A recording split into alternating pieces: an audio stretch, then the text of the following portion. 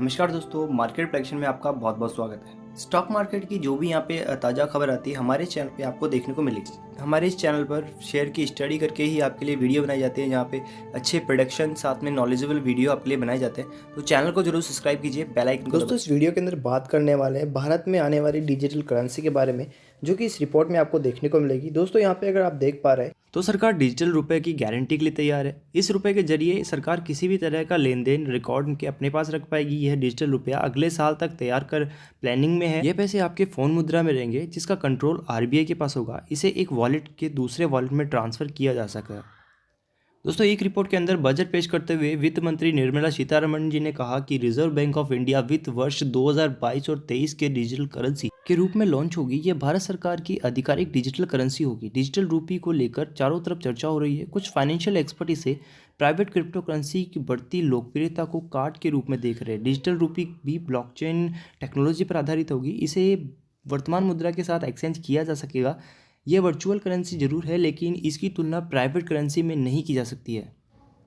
Private crypto currency की बढ़ती लोकप्रियता के कार्ड के रूप में देख रहे हैं। डिजिटल रूपी भी ब्लॉकचेन टेक्नोलॉजी पर आधारित होगी। इसे वर्तमान मुद्रा के साथ एक्सचेंज किया जा सकेगा। यह वर्चुअल करेंसी जरूर है, लेकिन इसी की तुलना प्राइवेट करेंसी में नहीं की जा सकती है।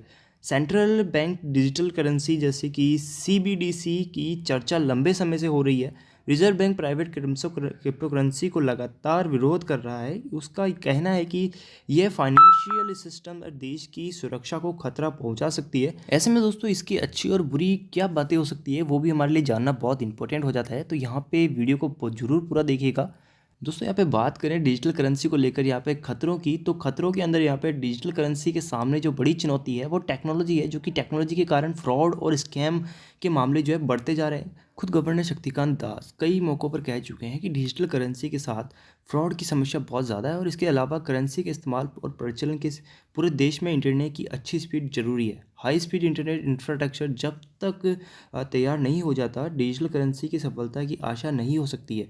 इसके अलावा अगर किसी देश ने टेक्नोलॉजी एडवांस कम है तो वह सीबीडीसी की पहुंच है, और इसकी उपयोगिता काफ़ी कम हो जाएगी। रिजर्व बैंक को भी इस बात की चिंता है। रिजर्व बैंक का डिजिटल रूपी कानूनी मुद्रा होगा। इसे आरबीआई की तरफ से कानूनी मान्यता मिली होगी। इसी प्रकार से अगर यह डिजिटल रूपी होगा तो इसे करेंसी के एक्सचेंज किया जा सकेगा। और क्रिप्टो करेंसी की बढ़ती लोकप्रियता के कारण दुनिया भर में सेंट्रल बैंक ऑफ इंडिया और जैसे कि करेंसी की दिशा में काम कर रहे हैं। तो 2021 में एक सर्वे आया था, जिसमें सर्वे रिपोर्ट के मुताबिक बैंक ऑफ इंटरनेशनल सेटलमेंट के अंदर देखा गया था कि कानूनी 86% सेंट्रल बैंक सीबीडीसी की दिशा में काम कर रहे हैं। डिजिटल रूपी डिजिटल पेमेंट कितना अलग होगा, इसमें मिंट की रिपोर्ट में बताया गया कि अगर डिजिटल रूपी पेमेंट किया जाता है तो यह फाइनल पेमेंट की तरह होगा, और इसमें पेमेंट रिस्क नहीं शामिल होता है। मतलब अगर आसान शब्दों में जब आप इसे सर्विस या गुड्स खरीदते हैं तो कैश पेमेंट करते हैं, यह पेमेंट फाइनल रूप है। और डिजिटल रूपी लॉन्च होने के बाद में कैश की जगह डिजिटल रूपी पेमेंट किया जा सकेगा। यह किसी भी पूरी तरह से फाइनल पेमेंट माना जाएगा। डिजिटल रूपी लॉन्च होने के बाद भारत में बैठा व्यापारी अमेरिका और यूरोप व्यापारियों को डिजिटल डॉलर या डिजिटल पॉन्ड में पेमेंट कर सकता है। डिजिटल रूपी को यहाँ पे भारत में कितना यहाँ पे तैयार किया गया है, इसके लास्ट बजट में निर्मला सीतारमण जी ने यहाँ पे रिजर्व बैंक के अगले वित्त वर्ष के डिजिटल रूपी को लॉन्च करने को कहा है। तो यहाँ पे दिसंबर के महीने में आरबीआई के डिप्टी गवर्नर टी रवि ने यहाँ पे एक कार्यक्रम में कहा था कि यह चरणवार के तरीके से यहाँ पे देश में लागू किया जाएगा। उन्होंने कहा कि रिजर्व बैंक का सीबीडीसी अंतिम चरण में है, और शुरुआत में ही इसे होलसेल ट्रांजैक्शन में इस्तेमाल किया जाएगा। बाद में इसे रिटेल सेगमेंट में शुरू किया जा सकता है। दोस्तों बात करें यहाँ पे क्या भारत के लिए डिजिटल करेंसी काम की है, तो डिप्टी गवर्नर टी रविशंकर की कई बार कह चुके हैं कि सीबीडीसी के कैश के अंदर रिप्लेस नहीं करेगा। जो कि लोग कैश का इस्तेमाल करना चाहते हैं वे इसका इस्तेमाल कर सकते हैं।